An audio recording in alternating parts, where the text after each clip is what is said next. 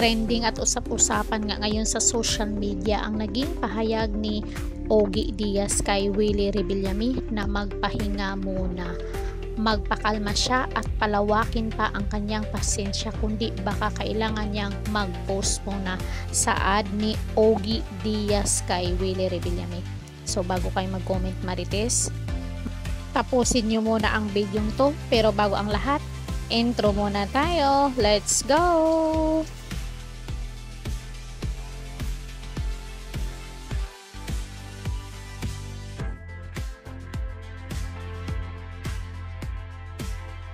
Please subscribe Caridad Official TV.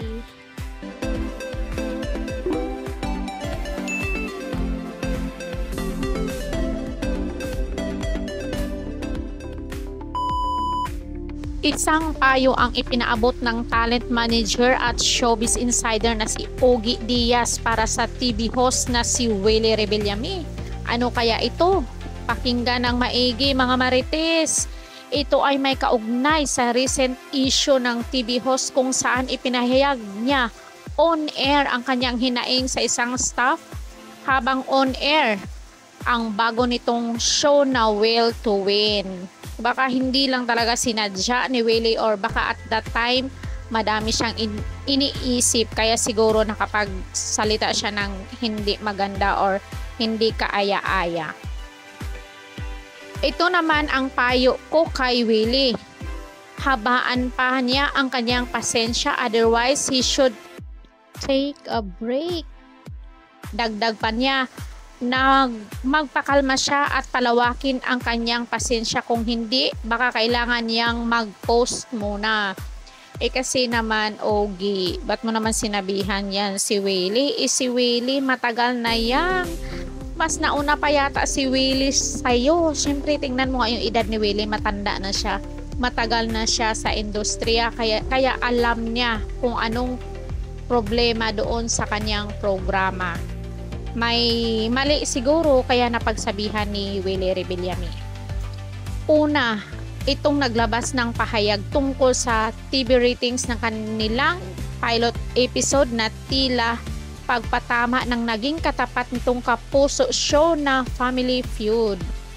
Baka na ano lang ng tao, na misinterpret lang ng tao yung sinabi ni Willie, pero wala naman, hindi naman siguro pinapatamaan yung Family Feud.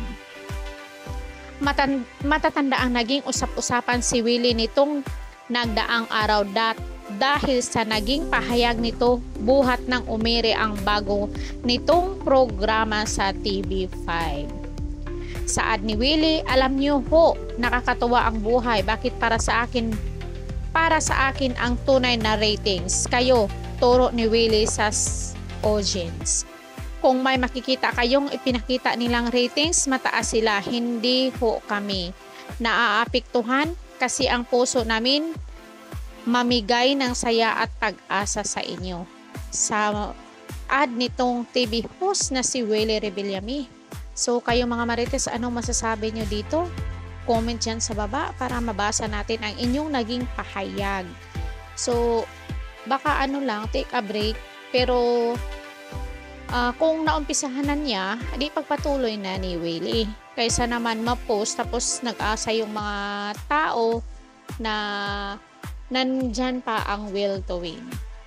So kung nagustuhan nyo ang video to, please like, share, and subscribe Caridad Official TV. Hanggang sa muli. Thank you so much.